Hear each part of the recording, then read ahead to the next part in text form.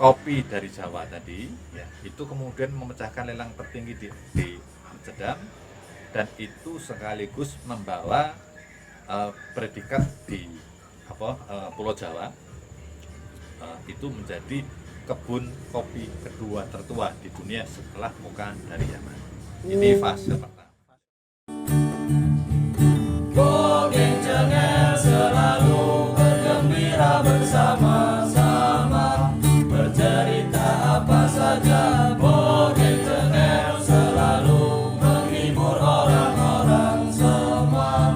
Ayo kesini ngobrol bersama. Selamat datang di Bogeng Cengel, serius tapi menghibur. Oke, assalamualaikum warahmatullahi wabarakatuh. Kembali lagi bersama kita Bogeng Cengel, serius tapi menghibur. Oke, baik, kesempatan hari ini kita berbincang-bincang santai lagi ya, membahas mengenai sejarah kopi ya, bersama Pak Prawoto Indarto, ya Pak? Oke, dengan Pak Prawoto Indarto. Gimana Pak kabarnya hari ini Pak? Sehat?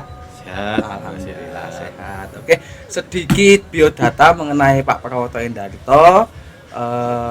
Beliau ini aslinya itu dari Jogja ya Pak. Aslinya dari Jogja dan kebetulan sekarang berdomisili di Bogor ya Pak. Di Bogor. Oke, Pak Indarto. Ini enaknya manggil Pak Indarto apa Pak Prawoto nih Pak? Monggo, silakan. Oke. Pak Indarto mawon nggih? Oke, Pak Indarto, saya mau tanya sedikit mengenai sejarah kopi kan. Sebelumnya kan sudah pernah kita membahas kopi dari bukunya Pak Indarto. Nah, kebetulan sekarang kita bisa bertemu langsung bersama penulisnya langsung ya Pak ya. Saya mau tanya Pak sebelumnya itu Pak Indarto ini bergelut di dunia perkopian. Dan itu sejak kapan nih Pak? Selamat sore, assalamualaikum juga Pak pemirsa. Waalaikumsalam. Ya, saya untuk kopi itu mulai sekitar tahun 2011. Jadi waktu itu mencoba menulis mengenai sejarahnya kopi Jawa, ya, yang kemudian dibukukan oleh Specialty Coffee Association of Indonesia dengan judul The Road to Java Cafe. Itu Java Cafe Ya. ya. Ini kenapa saya konsen di Java Cafe, karena sebetulnya Java Cafe ini adalah satu ikonnya dunia ya. Dia menjadi ikon sekaligus legendanya kopi dunia ya. Cuma dalam konteks ini untuk beberapa masyarakat Indonesia sendiri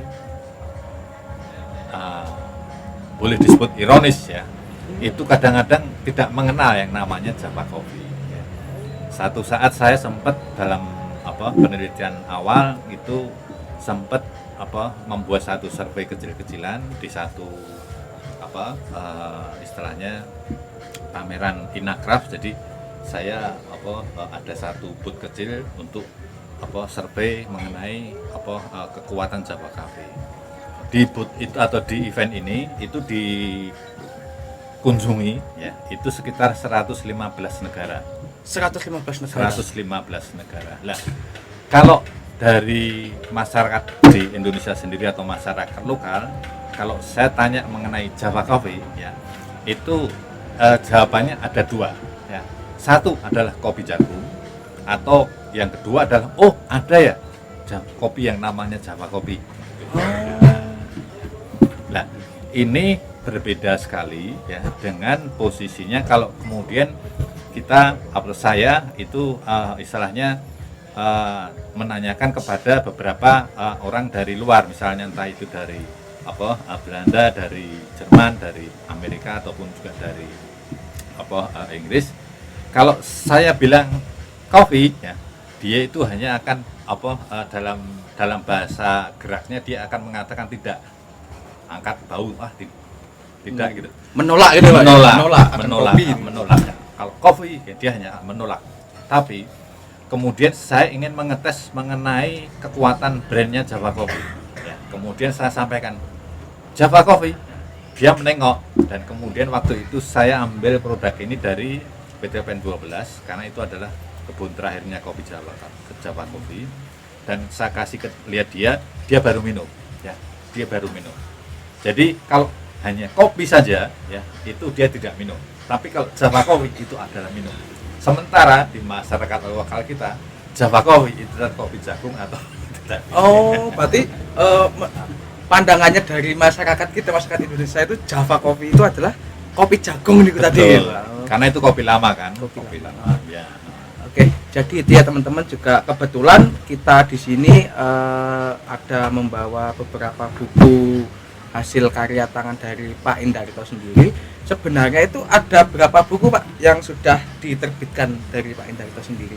Ada 4 buku. Ada 4 buku. Ada 4 buku. Satu itu Reborn to Java Priangker Coffee, itu adalah buku pertama sebetulnya penggalan daripada Root Java Cafe. Root Java Cafe. Oh, yang ini Pak, yang besar ini. Penggalannya karena itu untuk diterbitkan sama Dinas Pariwisata, waktu itu malah sama Dinas Pariwisata Jawa Barat, dan itu dipakai untuk memperoleh indikasi geografis mengenai kopi Jawa Barat atau Java Priangker. Java Priangker ini gitu. Karena waktu itu di teman-teman di Jawa Barat itu data mengenai kopi sangat kurang, karena persepsi masyarakat ataupun juga teman-teman di Jawa Barat, mereka itu adalah pusatnya teh, ya.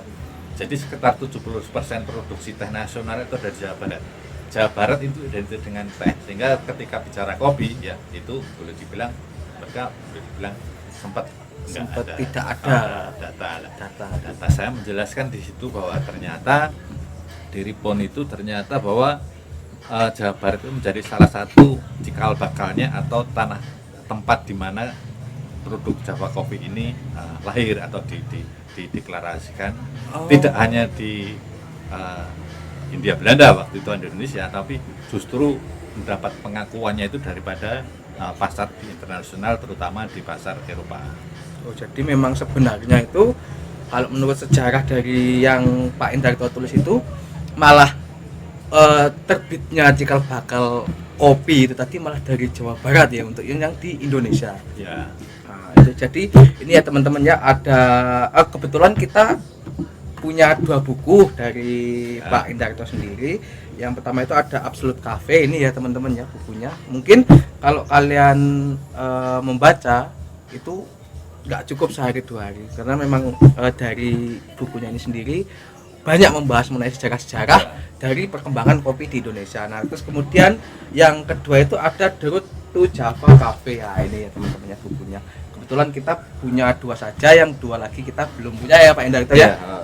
Jadi saya lengkapin saja. Jadi yang pertama Reborn Java Priangker, yang kedua Root Java Coffee. Oh, ini yang kedua ini berarti. Tapi ini diinisiasi sama itu. Yang ketiga itu kembali dari Jawa Barat. Itu saya nulis Priangker The Land of Cafe, ya.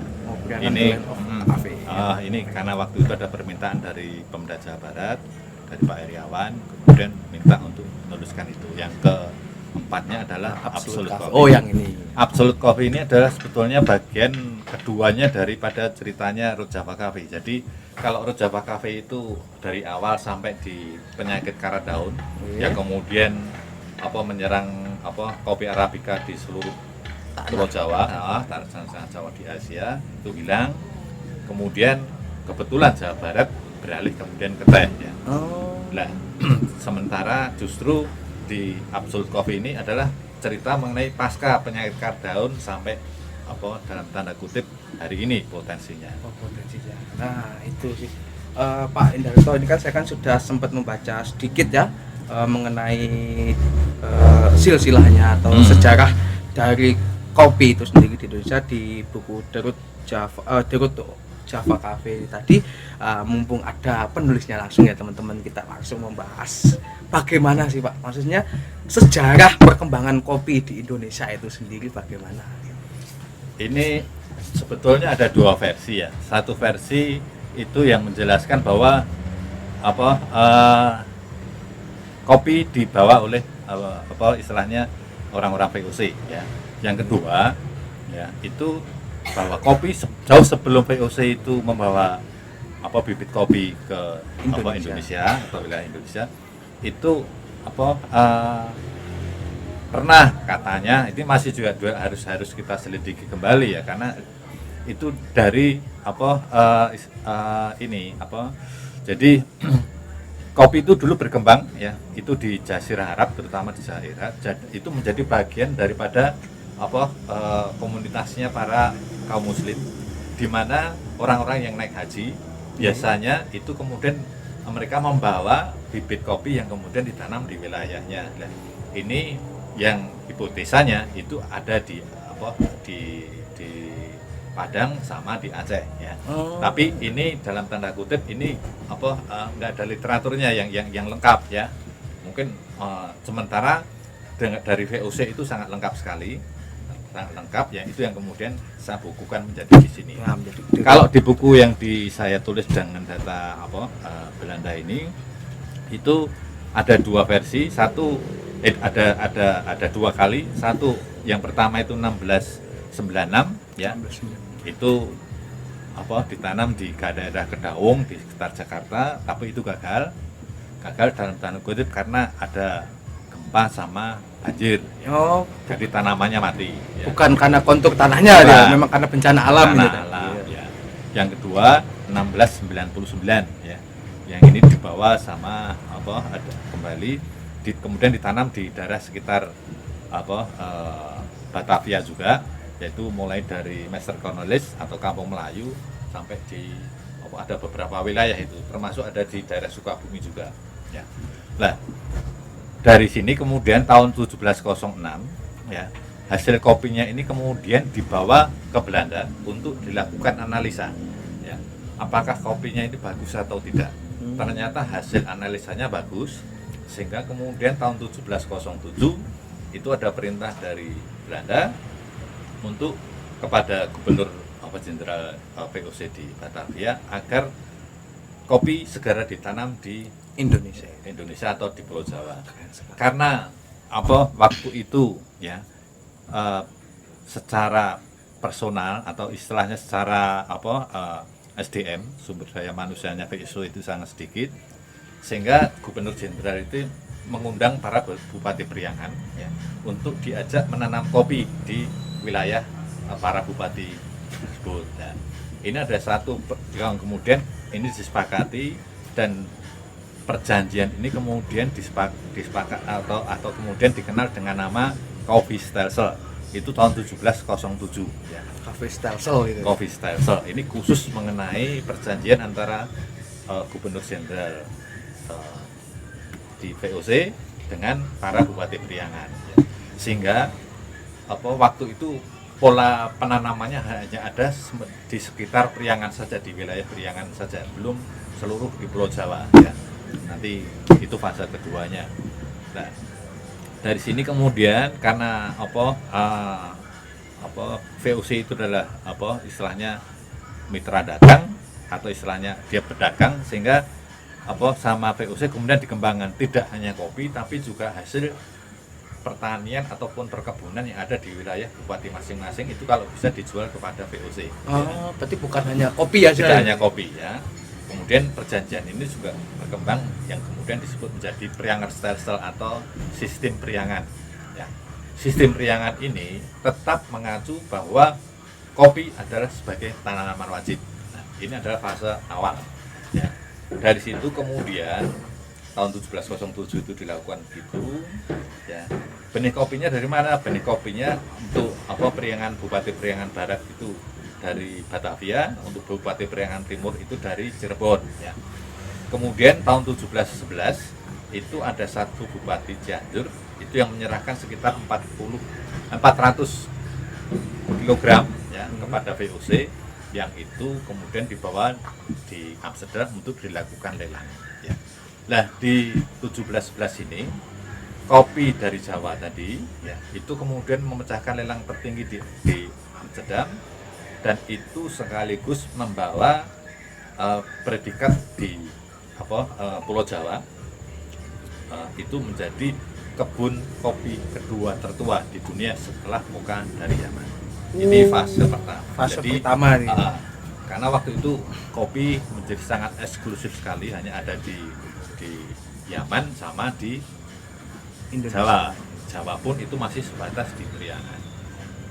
Itulah maka kemudian memang Priangan ini menjadi satu kebun kopinya tertua ini untuk Indonesia bahkan dunia gitu ya. Karena dia nomor 2. Ini jauh hari sebelum kopi itu nanti ditanam di Brasil, di Karibia, termasuk di Amerika Latin.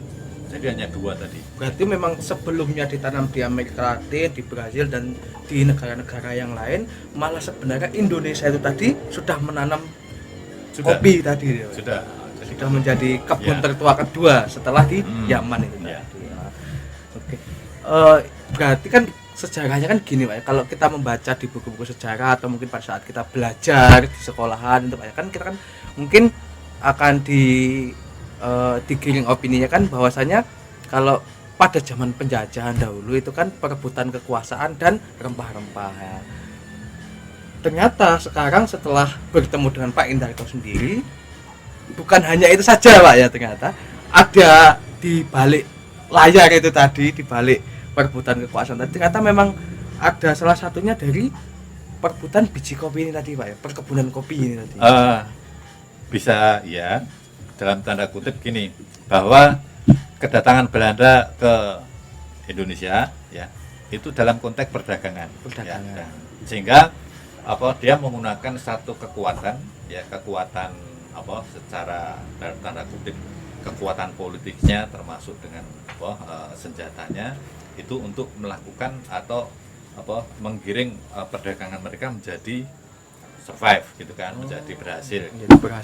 Itu makanya kemudian bahwa kehadiran mereka tentu kaitannya dengan perdagangan. Jadi termasuk beberapa perebutan kekuasaan juga nantinya kaitannya adalah juga dengan perdagangan ya. Nah, dalam konteks ini adalah kopi ya. Kopi itu sempat menjadi satu komoditi ya, yang bahkan di beberapa negara di dunia itu menjadi salah satu kekuatan global, termasuk membentuk satu wilayah satu negara segala macam itu bagiannya dari kopi itu tadi sendiri. Oke. Itu ya teman-teman, sejarah mengenai kopi yang sudah kita baca dari buku The Road to Java Cafe, hasil tulisan dari Pak Indarto sendiri ya. Jadi sebenarnya kalau kita membahas mengenai sejarah perkembangan kopi di Indonesia itu sangat banyak sekali ya Pak Indarto ya. Sangat banyak sekali, dari yang zaman penjajahan, dari zaman VOC itu memang sudah digencarkan untuk perkebunan kopi ini tadi Pak ya. Oke, terima kasih Pak Indarto ya. Terus ini Pak Indarto, ada lagi kan itu kan penanaman kopi pertama kan di Jawa Barat ya Pak ya. Nah ini mungkin persebaran kopi di Indonesia itu sejarahnya seperti apa Pak? Kalau dari Pak Indarto sendiri berdasarkan sejarah kopinya itu tadi. Ini gini, sebetulnya Jawa Timur punya satu istilahnya relasi yang sangat luar biasa dalam konteks sejarah, karena begitu penyakit karat daun itu menghancurkan perkebunan kopi Arabica di seluruh Jawa ya, itu hanya ada 4 perkebunan tersisa ya untuk kopi Arabica. Itu adalah di daerah Ijen, yang itu Pancur, Jampit, Belawan, sama satunya itu di Situbondo namanya Kayu Mas ya. 4 kebun ini itu yang menjadi semacam the last plantation of Java Cafe atau perkebunan terakhirnya Java Cafe. Ini diakui di seluruh dunia ya. Dan kemudian ketika istilahnya produk kopi dari Jawa ya, itu di pasar dunia ya, itu selalu mendapatkan semacam satu privilege, mendapatkan satu kehormatan ya. Karena apa?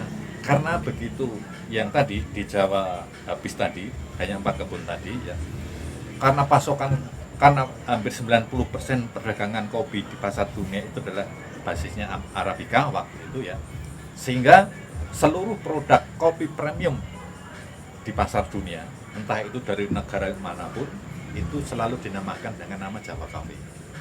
Ya, itu kemudian menjadi sangat populer, yang itu menjadi salah satunya ikon ya, sehingga membuat atau istilahnya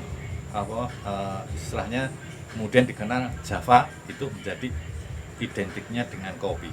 Jadi kalau menyebut Jawa itu adalah sama dengan kopi ya.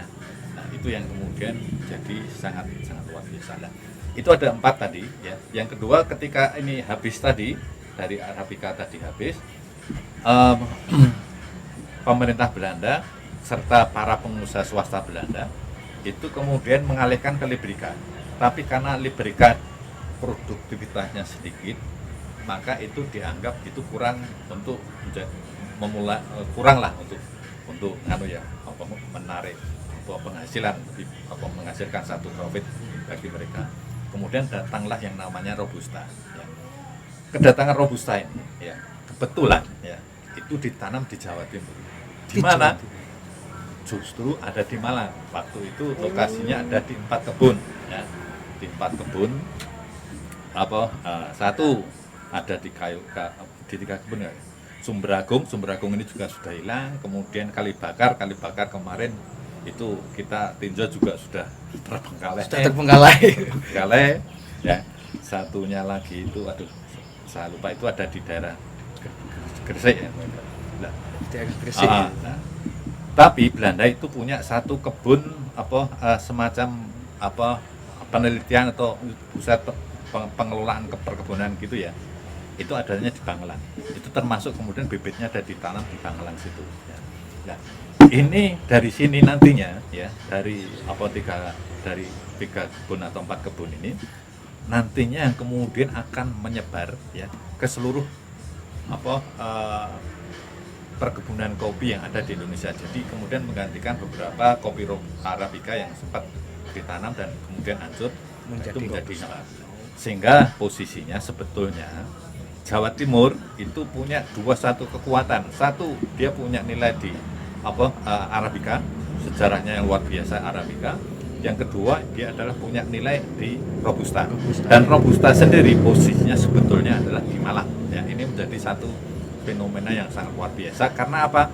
Karena sampai hari ini Indonesia itu menjadi 4 besar eksportir kopi dunia. Sampai itu sekarang basisnya masih berbasis Robusta. Nah, ini yang kemudian sebetulnya kalau ini kemudian didorong kemudian diekspor, ini bisa sebetulnya untuk masyarakat Malang dan Jawa Timur sendiri ini menjadi satu privilege di industri kopi lokal, di industri nasional, bahkan di industri kopi dunia. Karena di dunia pun sebetulnya belum ketahuan yang kayak tadi di Jawa Barat ya, kopi Robusta pertama ditanam di mana itu juga belum ketahuan atau banyak belum terabaikan ya. Nah, itu saya menunjuk pada literatur yang menunjukkan bahwa itu adalah ada di Malang. Berarti memang berdasarkan sejarah yang sudah Pak Endar tulis, ternyata kopi Robusta itu pertama kali ditanam di Indonesia itu di Jawa Timur, tepatnya di Malang ya tadi Pak. Sangat Pak ya. Sangat besar sekali berarti. Nah ini Pak Indarto, tadi kan kita sudah berbincang banyak mengenai masalah sejarah kopinya ini Pak Indarto ya. Nah ini malah saya sekarang lebih tertarik ke Pak Indartonya sendiri. Jadi gini Pak Indarto, saya mau bertanya mengenai sejak kapan sih Pak Indarto kok mulai ingin membuka atau ingin menggali potensi mengenai sejarah perkopian itu tadi. Gini, sebetulnya saya bukan konsentrasi sejarahnya ya, tapi karena saya itu sebetulnya orang periklanan, jadi saya itu lebih pada penempatan kembali atau istilahnya positioning satu wilayah atau satu negara. Ya. Buku yang Java Coffee ini adalah sebetulnya positioningnya untuk Indonesia ya, dalam konteks di pasar kopi global ya. Kemudian yang kedua sama sebetulnya, yang absolut sama juga ya, tapi ini sih ke arah Robusta. Tapi kedepannya gimana itu ada di situ juga, ada di buku semua. Ada di buku semua itu dua. Ya. Nah, karena apa? Karena di periklanan dulu yang sempat saya pelajari ya, itu kalau kita ingin mempromosikan suatu produk, kita itu harus tahu benar-benar mengenai asal produk itu, kemudian bagaimana saingannya, bagaimana dia dikembangkan, bagaimana kondisi di pasarnya, bagaimana kompetisi pemasarannya, bagaimana itu semua saya pelajari, sehingga sebetulnya buku saya itu lebih ke arah positioning bukan ke sejarah. Lebih ke arah ke positioningnya, tapi kalau kita membaca malah ini Pak ya, Ya. memang banyak sejarahnya kan gitu. Ya, betul. Karena basisnya memang sejarah. Karena dari sejarah itu sebetulnya yang kita anggap, kalau boleh bilang sama teman-teman, sejarah itu hanya dongeng, hanya cerita, itu sebetulnya bukan di itu posisinya ya. Posisinya apa? Posisinya saya bisa membuktikan ini dengan yang buku pertama, buku kedua, itu membuktikan bahwa sejarah itu sangat penting karena dia akan menunjukkan posisi produk dan posisi persaingan yang ada di pasar dunia ya. Nah, sebelum, dalam tanda kutip ya, sebelum buku saya yang pertama lahir ya, itu boleh dibilang kopi Indonesia itu harganya sangat rendah dan tidak dihargai ya. Tapi begitu buku saya terbit dan kemudian diapresiasi sama masyarakat Amerika, dunia dunia lah halnya. Kalau boleh dicek, harga kopi Priangan sekarang atau harga kopi Jawa Barat itu adalah salah satu harga tertinggi di pasar kopi dunia. Salah satu Dari sebelum buku saya lahir ya, buku ini terbit ya, kopi Jawa Barat pertama itu dalam tanda kutip tidak laku di pasar. Karena apa? Karena dia tertutup satu barrier ya, ada penutupnya, barrier bahwa Jawa Barat itu adalah penghasil teh, bukan penghasil kopi. Nah, itulah yang adalah buku saya menjelaskan itu, dan kemudian diperkuat dengan satu fakta sejarah. Sejarah tidak hanya lokal tapi sejarah dunia juga, yang akhirnya diakui menjadi satu cikal bakalnya kopi Arabica di dunia, salah satu cikal bakal kopi di dunia. Sehingga hari ini boleh dibilang kopi Jawa Barat adalah salah satu kopi termahal di dunia yang sebelumnya tidak laku di pasar. Sebelum buku kita buku Pak Endah tadi diterbitkan, berarti kopi dari Jawa Barat itu tadi kurang ini Pak ya, kurang terekspos gitu ya. Kurang terekspos. Bahkan ketika saya launch tahun 2014 ya, itu tidak ada satupun petani kopi Jawa Barat yang hadir. Untuk acara itu tadi. Untuk acara itu tidak ada satupun petani kopi Jawa Barat yang hadir gitu kan. Ya saya nggak apa-apa. Saya nggak apa-apa karena memang itu kaitannya waktu itu adalah kesana, karena memang belum tahu begitu. Kemudian ini juga sebelum buku ini terbit juga ya itu boleh dibilang kalau di auction ya, di lelang, jadi specialty coffee itu dia punya acara satu auction coffee dulu ya, itu setiap 2 tahun ya. Di 1 sampai 2 itu nggak ada namanya Jawa Barat, boleh dibilang nggak ada ya.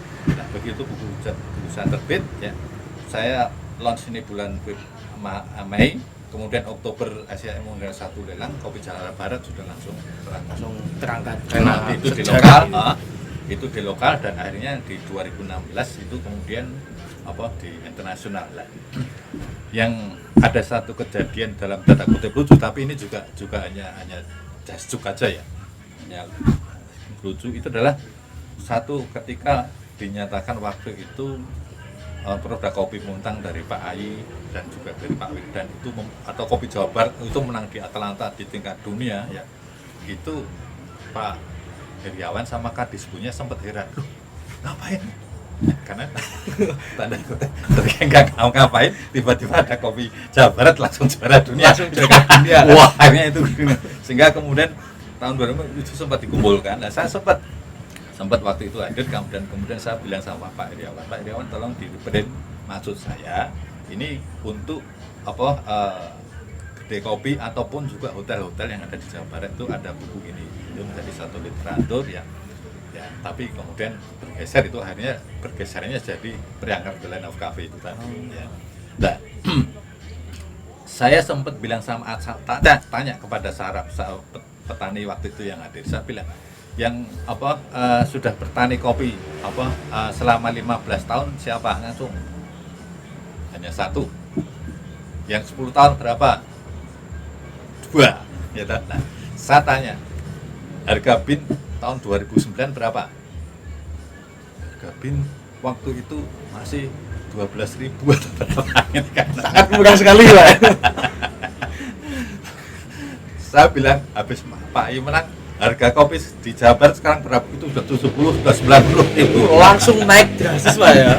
Itu tidak hanya di Jawa Barat ya, efeknya tidak hanya di Jawa Barat, tapi kemudian seluruh produk kopi yang ada di Indonesia itu kemudian harganya mulai terangkat naik ya. Jadi itu menjadi semacam daya dorongnya. Dari, Itu hasil dari sejarah. dari sejarah itu Ya, tadi. yang menempatkan bahwa itu adalah satu fakta yang bisa. Jadi memang benar adanya Pak ya, kalau sejarah itu mahal harganya kan gitu Pak ya. Memang dari sebelumnya pada saat sejarah ini belum terangkat, belum terekspos, harga kopi di Indonesia itu sangat murah sekali. Nah, pada saat kita sudah menerbitkan buku ini tadi, saya menang kompetisi itu tadi, akhirnya mengangkat harga kopi itu tadi Pak. Tapi juga dalam konteks ini kembali lagi pada satu, tidak hanya buku saya hanya sebagai istilahnya tools saja ya. Tapi dari teman-teman dari SCAI, kemudian teman-teman juga dari SCAI itu yang kemudian mengangkat, yang mendorong, ikut mendorong gitulah, yang ikut mendorong bahwa Indonesia terutama Jawa Barat itu menjadi, kalau itu tidak didorong dalam tanda kutip ya kejadiannya seperti, mohon maaf, kejadiannya seperti di Malang sekarang ini. Sudah tak dorong itu tapi nggak ada action apa ya sudah, Akhirnya tetap tertimbun ya Pak ya, tetap tertimbun. Sangat disayangkan ya, padahal Malang itu salah satu ini Pak ya, kopi tertua untuk Robusta, karena memang pada dasarnya Robusta itu tadi ditanam pertama di kota Malang itu sendiri. Iya, nah, makanya itu sebetulnya kalau itu adalah cikal bakalnya kopi Robusta di Indonesia ya, dan kemudian itu juga menjadi karena Indonesia bagian dari industri kopi dunia ya, otomatis itu menjadi satu harusnya memiliki privilege ya, harus memiliki privilege ya di industri kopi nasional ya. Cuma karena tidak ada satu dorongan ya akhirnya ya sementara ini tidak banyak bergerak gitu. Kalau yang pertama itu karena dia dorong sama teman-teman dan itu makanya berbeda ya. Di yang pertama itu aktivitasnya lebih banyak dianukan dari, bukan saya istilahnya perbandingan antara swasta atau istilahnya komunitas dan pemerintahan ya, tapi yang pertama itu didorong dulu dari pemerintah, dari suatu dari komunitas ya, dan kemudian baru diakui sama pemerintah. Pemerintah. Ini dari bukunya Pak Indarto mengenai Absolute Cafe ini kan ada nih Mbak, kayak migrasi kopi Arabica sampai tahun 1900 ini kan ada kayak grafik atau itu. Apa memang benar sebelumnya itu memang Java yang menguasai perdagangan kopi sedunia ini Pak ya? Kalau menurut dari bagannya ini loh Pak.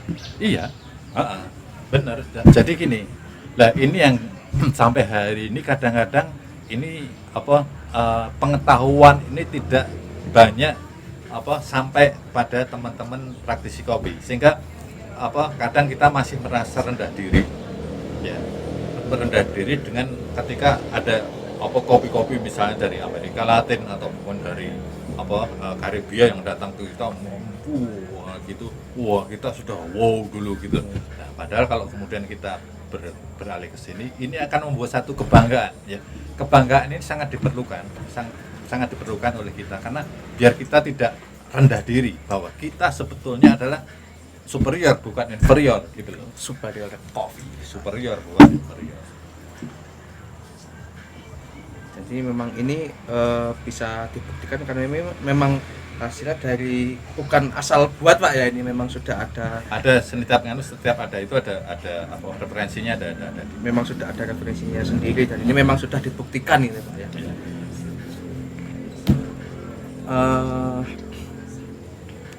Jadi ini Pak Indarto, terima kasih untuk waktunya. Kalau kita membahas mengenai perkopian ini kayaknya banyak sekali, tapi sayang Pak Indarto ya, kita cuma bisa memiliki bukunya Pak Indarto ini hanya 2 ya. Yang 2 lagi kita belum bisa memiliki ya.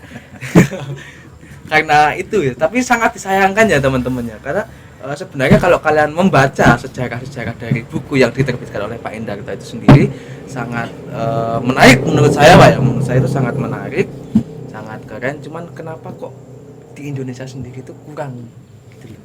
Iya.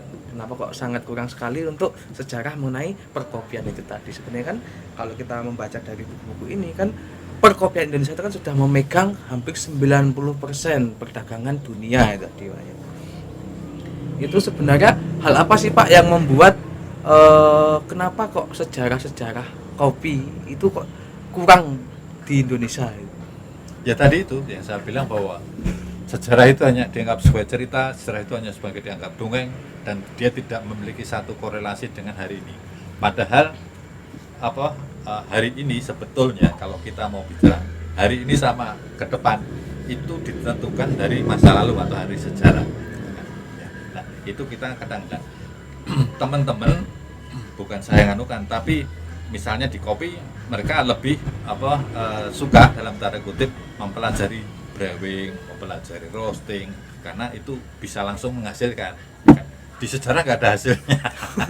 Hasilnya adalah kebanggaan, hasilnya ada pengetahuan gitu. Itu sebetulnya tools ya untuk maju ke depan, untuk kebanggaan dan untuk istilahnya sebetulnya untuk pride, untuk ke pricing juga seperti yang di kasusnya di Jawa Barat. Cuma ini dianggap masih cerita dan dongeng saja. Hanya sebatas dongeng. Ya. Oke, Pak Indarto, terima kasih Pak Indarto ya, sudah jauh-jauh ya teman-teman ya, dari Bogor main ke Malang ya, hanya untuk membahas mengenai sejarah-sejarah dari perkopian yang sudah ditulis dari Pak Indarto sendiri. Oke, terima kasih Pak Indarto untuk waktunya. Untuk terakhir nih Pak Indarto, sebelum kita beranjak, saya ingin tanya untuk kesan-kesannya dari Pak Indarto sendiri untuk teman-teman sobat, kita menyebutnya sobat becengers gitu Pak. Bukan cengel gitu. Mungkin ada kesan-kesannya untuk sobat-sobat becengers Pak Indarto. Kesannya bahwa jangan kita merasa minder dengan kopi kita ya. Karena kita itu adalah penentu arah industri kopi dunia, bagian dari penentu industri arah kopi dunia. Jadi itu ya teman-teman, Pride, kesan kebanggaan. Indonesia punya kopi kata Pak Indarto gitu ya teman-teman. Oke, terima kasih ya Pak Indarto untuk waktunya. Oke teman-teman, mungkin cukup sampai di sini saja. Kita lanjutkan lagi nanti. Mungkin kalau teman-teman ingin bertanya-tanya mengenai sejarah-sejarah perkopian lebih dalam lagi, bisa langsung komen ya, komen di bawah. Nah, langsung komen nanti. Apabila kita ada kesempatan hadir lagi bersama Pak Indarto, kita akan membahas mengenai sejarah-sejarah kopi lebih dalam lagi sesuai dengan pertanyaan-pertanyaan dari teman-teman tadi. Oke, teman-teman, sampai di sini jangan lupa like, comment, and subscribe, dan juga ini tombol lonceng di bawah. Jadi pada saat kita mengupload video-video baru, kalian langsung dapat notifikasinya. Oke, terima kasih teman-teman. Sobat Becengers, bukan cengel, serius tapi menghibur.